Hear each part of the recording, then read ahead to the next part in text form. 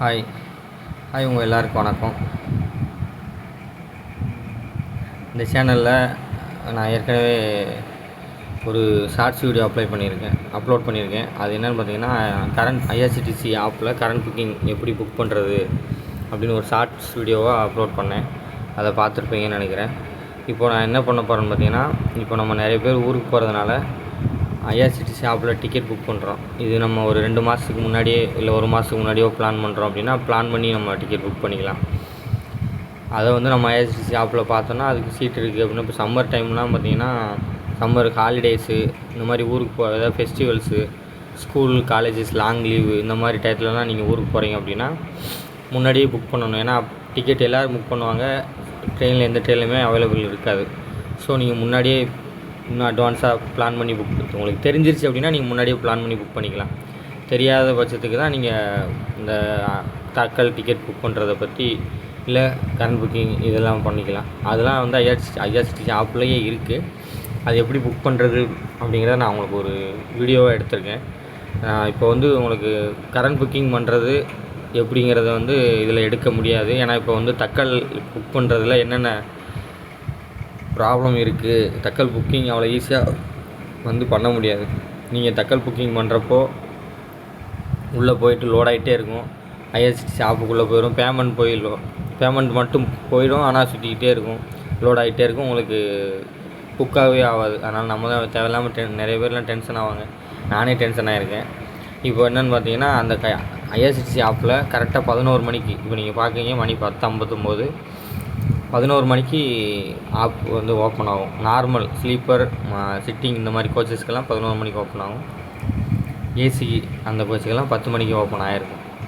நீங்கள் புக் பண்ணுறதா இருந்தால் நார்மல் ஸ்லீப்பர் இந்த மாதிரி சிட்டிங்கில் புக் பண்ணணும் அப்படின்னா நீங்கள் இந்த 11 மணிக்கு தான் ஓப்பன் பண்ண முடியும். இப்போ பார்த்தீங்கன்னா 11 மணி ஆக 1 நிமிஷம் இருக்குது.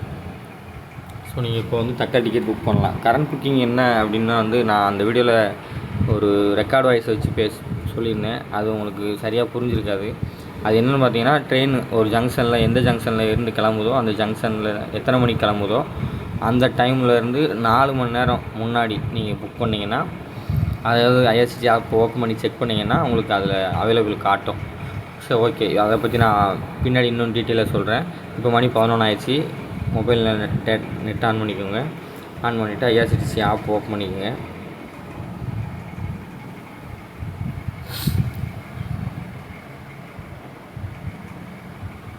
ட்ரெயின் புக் டிக்கெட் கொடுத்துக்கோங்க. உதாரணத்துக்கு நான் சென்னையிலேருந்து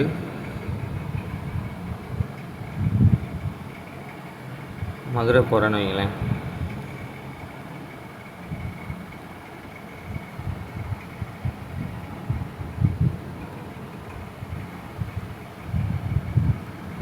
மதுரைன்னு படிச்சிங்கன்னா கோடு வேர்டு மதுரைக்கு MTUன்னு வரும்.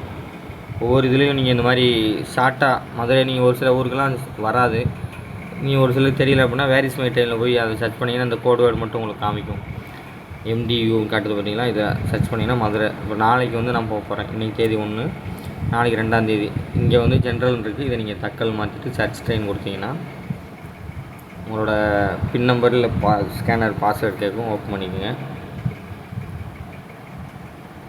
வீடியோ ஸ்கிப் பண்ணாமல் பாருங்கள். நான் இதில் எவ்வளோ ப்ராப்ளம் இருக்குங்கிறத உங்களுக்கு டீட்டெயிலாக காமிச்சிருக்கேன். புக் டிக்கெட் கொடுத்துட்டீங்க. மறுபடியும் பார்த்தீங்கன்னா அதே பேஜுக்கு வருது. நாளைக்கு தேதி கொடுத்துட்டு இங்கே தட்கல் மாற்றிக்கோங்க. மாற்றாமல் ஒரு சில டக்குன்னு உள்ளே போயிடுவீங்க. அப்போ போனீங்கன்னா மறுபடியும் இதே மாதிரி ஃப்ரண்ட் பேஜுக்கு அப்புறம் ஓப்பன் பண்ணி, ஏன்னா டைம் நமக்கு ஷார்ட்டாக தான் கிடைக்கும். 2 நிமிஷம் 3 நிமிஷத்துலேயே டிக்கெட் புக் ஆகும். இப்போ எனக்கு நான் காலையில் கிளம்பணும். காலையில் கிளம்புறதுக்கு எந்த ட்ரெயின் இருக்குதுன்னு பாருங்க. தேஜஸ்ன்னு ஒன்று இருக்குது. அதெல்லாம் பார்த்தீங்கன்னா இது ஏசி கோச்சு. டிக்கெட் ஃபேர் பார்த்தீங்கன்னா 1275 ரூபா காட்டுது. எனக்கு இந்த இது வேண்டாம். நான் அதுக்கடுத்து வேறு ட்ரெயின் ஏதாவது காலையில் இருக்குதான்னு பார்க்க போகிறேன். பார்த்தீங்கன்னா குருவாயூர் இருக்குது. ஓகே, இது 11 மணிக்கு கிளம்புது. மதுரைக்கு ஈவினிங் போயிடுது. அப்போ நான் இதில் இருக்கான்னு பார்க்குறேன். 43 சீட் இருக்குது. ஸ்லீப்பர் பார்க்குறேன், 121 சீட் இருக்குது. தேர்ட் ஏசி 1115, செகண்ட் ஏசி 1550 ரூபா ஃபேர். நான் ஸ்லீப்பர் போடுறேன். ஸ்லீப்பர் பார்த்தீங்கன்னா 121 சீட் இருக்குது. ஃபேர் பார்த்தீங்கன்னா 400 ரூபா. இது எது என்ன 400ரூபான்னு பார்த்தீங்கன்னா, இதில் ஃபேர் பேக்கப்னு கொடுத்தீங்கன்னா பிரேக்கப் கொடுத்தீங்கன்னா இங்கே வரும். இதோட பேசிக் ஃபேரே வந்து பார்த்தீங்கன்னா 280 தான். ஆனால் ரிசர்வேஷன் சார்ஜுன்னு போட்டு 20 தக்கல் சார்ஜ் 100, மொத்தமாக சேர்த்து 400 வருது. இதுவே நீங்கள் இப்போது இது வந்து சம்மர் டைம் இல்லை, இடப்பட்ட நாளுங்கிறதுனால உங்களுக்கு சீட்டு வந்து ஃப்ரீயாக இருக்குது. இதுவே நீங்கள் வீக் டேஸில் வீக்கெண்டில் சனி ஞாயிறுக்கெலாம் போகணுலாம் பார்த்தீங்கன்னா, அதில் ஒரு 3 நாள் லீவ் வருது, வெள்ளி சனி ஞாயிறு லீவ் வருதுன்னா பார்த்தீங்கன்னா கண்டிப்பாக கிடைக்காது. இப்போ இது பார்த்திங்கன்னா 400 வருது. இங்கே பாருங்கள், 400 இருக்குது. இதே நீங்கள் இந்த தக்கலை டச் பண்ணி ஜென்ரல் கொடுத்து அதே குருவாயூர் அங்கேயே ஓப்பன் ஆகும். அதே சேம் பிளேஸில் நீங்கள் சர்ச் பண்ண தேவையில்ல, அதே இடத்துக்கு வந்துடுச்சு. சிட்டிங் பார்த்தீங்கன்னா 175, ஸ்லீப்பர் பாருங்கள் 290, இங்கே பாருங்கள் 290, 110 ரூபா உங்களுக்கு அதில் எக்ஸ்ட்ரா தான். நீங்கள் ஜென்ரல் ஆனால் வெயிட்டிங் லிஸ்ட் 78 இருக்குது. நீங்கள் போகணுங்கிறவங்க தக்கல் அழகாக ஈஸியாக புக் பண்ணி போய்க்கலாம்.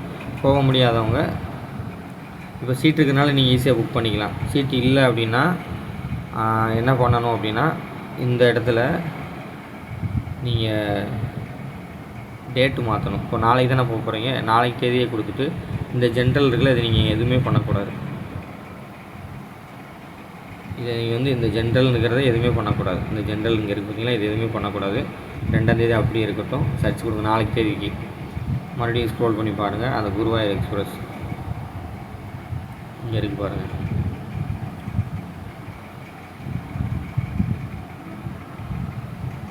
இங்கே இருக்குது.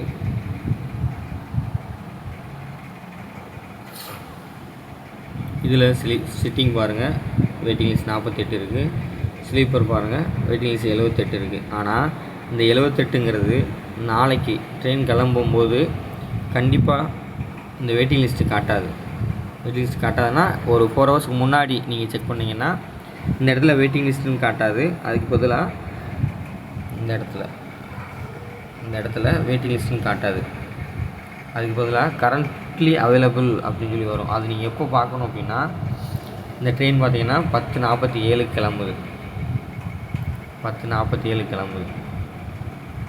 நீங்கள் என்ன பண்ணணும், 10:47னா ஒரு 4 ஹவர்ஸ் முன்னாடி, காலையில் 10:47 கிளம்புது. அப்போ 9:47, 8:47, 7:47, 6:47, ஒரு 6:45 நீங்கள் இந்த இதே ட்ரெயினுக்கு நாளைக்கு தேதி போட்டு இந்த ஜென்ரல் எதுவுமே மாற்றாமல் இந்த ஜென்ரல்லே வச்சுக்கணும். ஜென்ரல் ஆப்ஷன்லேயே செலக்ட் பண்ணி வச்சுக்கிட்டு நீங்கள் செக் பண்ணிங்கன்னா கண்டிப்பாக இங்கே கரண்ட்லி அவைலபிள்னு காட்டும். அப்போது நீங்கள் என்ன பண்ணிக்கலாம், ஈஸியாக புக் பண்ணி இங்கே காட்டுற இதே ஃபேரில் நீங்கள் வந்து ஈஸியாக டிக்கெட் புக் பண்ணிக்க முடியும். ஆனால் டைம் வந்து நீங்கள் வேஸ்ட் பண்ணிடக்கூடாது. கரெக்டாக அந்த டைமில் கரெக்டாக புக் பண்ணிடணும். தக்கல் மாதிரியே தான், குயிக்காக முடிஞ்சிடும். இப்போது நீங்கள் இந்த தக்கல் வீடியோ போய் பாருங்கள். தக்கல் வந்து நாளைக்கு இதே ட்ரெயினில் ஸ்லீப்பர் பார்த்தீங்களா, 76 சீட் வந்துருச்சு. 121 சீட் இருந்துச்சு.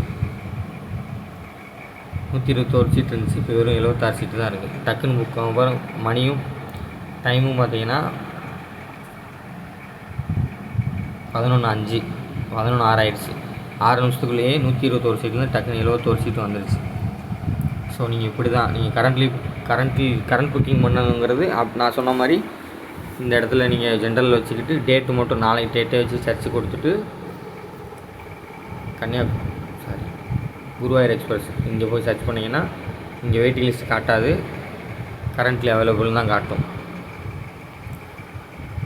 அதை நீங்கள் புக் பண்ணி ஈஸியாக உங்களோட டிக்கெட்டை புக் பண்ணிக்கிற முடியும். ஈஸியாக உங்களால் நார்மல் ஃபேர்லேயும் நீங்கள் போய்க்கலாம். இதில் இன்னும் ஒரு சில மெத்தட் இருக்குது.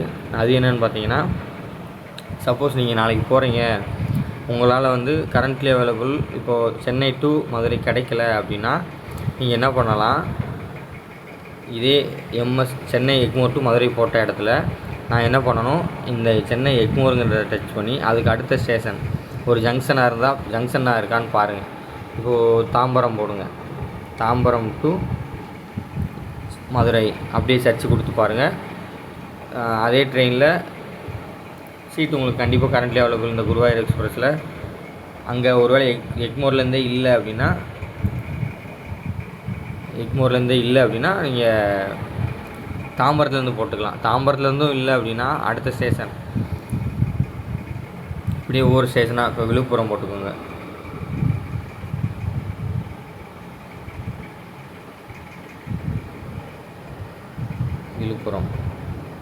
விழுப்புரம் ஃபுல்லாகவே நான் அடிச்சிட்டேன். இதில் வரல பார்த்தீங்களா? அதுக்கு தான் நான் என்ன சொன்னேன், அப்போ தான் அந்த கோட் வேர்டு போடணும். அதுக்கு நீங்கள் என்ன பண்ணுங்கள், வேர் இஸ் மை ட்ரெயின் போய்க்கோங்க. போய்கிட்டு இப்போ இங்கேருந்து விழுப்புரம், இதில் பார்த்தீங்கன்னா விஎம்னு இருக்குது. இந்த விஎம் இங்கே இருக்குது பார்த்தீங்களா? இந்த விஎம் இதை நீங்கள் ஐஆர்சிடிசி ஆப்பில் போய்ட்டு விஎம்னு அடிச்சிங்கன்னா விழுப்புரம் ஈஸியாக வந்துடும். இந்த எடுத்தோடனே ஸ்டார்டிங்லேயே வந்துடுச்சு பாருங்கள். விஎம் போட்டு சர்ச் பண்ணிட்டீங்கன்னா ஒரே சொல்லுங்க. ஃபஸ்ட் டைம் போகிறதுனால கொஞ்சம் இதாக இருக்குது, கொஞ்சம் அட்ஜஸ்ட் பண்ணிக்கோங்க. விழுப்புரம் டு மதுரை போட்டு நாளைக்கு தேதி போட்டு சர்ச் கொடுத்துட்டு அதில் இருக்கா அப்படின்னு சொல்லி போய் பாருங்கள். இப்படியே உங்களுக்கு ஒரு ஸ்டேஷனில் இல்லை அப்படின்னா, ஐயோ நம்ம ஸ்டேஷனில் பார்த்தோம் இல்லையே அப்படின்னு சொல்லிட்டு டக்குன்னு விட்டுறாதீங்க. அடுத்தடுத்த ஜங்ஷன் உங்களால் ட்ராவல் ஈஸியாக பண்ண முடியும், ஆனால் போய் ஆகணுங்கிற கட்டாயத்தில் இருக்கிறவங்க இந்த மாதிரி டிக்கெட் புக் பண்ணி போங்க. ஏஜ்டாக இருக்குங்க, நீங்கள் அடி மாறி மாறி போக முடியாதுன்னா நீங்கள் டைமுக்கு அந்த பர்டிகுலர் டைமில் ஓப்பனிங்கன்னா கண்டிப்பாக உங்களால் டிக்கெட் புக் பண்ண முடியும். இல்லை நீங்கள் ஒரு வேளை எனக்கு சென்னையிலேருந்து மதுரை வரைக்கும் இல்லை, மதுரைக்கு முன்னாடி திண்டுக்கல் பாருங்கள். இங்கே திண்டுக்கல் இருக்குது. திண்டுக்கல் பார்த்தீங்கன்னா அங்கே கண்டிப்பாக இருக்கும். ஒரு வேளை நீங்கள் அந்த ட்ரெயினில் இருக்குது அப்படின்னா ஒரு திண்டுக்கல் வரைக்கும் போயிட்டீங்க, திண்டுக்கல்லேருந்து என்னால் ட்ராவல் பண்ணி உட்காந்து போகணும், ஸ்டாண்டிங்லலாம் போக முடியாது, அன்டியூஸில் போக முடியாதுன்னு நினச்சிங்கன்னா அப்போ நீங்கள் என்ன பண்ணுங்கள், திண்டுக்கல் இந்த இதை இப்படி இந்த ஆரோ மார்க் சர்ச் பண்ணிங்கன்னா இது இங்கே வந்துடும். திண்டுக்கல் டு நீங்கள் மதுரை ஈஸியாக செக் பண்ணி பார்க்கலாம். மதுரை போட்டிங்கன்னா அதே ட்ரெயினில் சர்ச் கொடுங்க. இந்த ட்ரெயின் பகல் ட்ரெயினுங்கனால நீங்கள் 24 ஹவர்ஸ் இது பகல் ட்ராவல் போகிறதுனால ஒரே ட்ரெயினில் நீங்கள் டைம் மாற்ற தேவையில்லை, அப்படியே கொடுத்துக்கலாம்.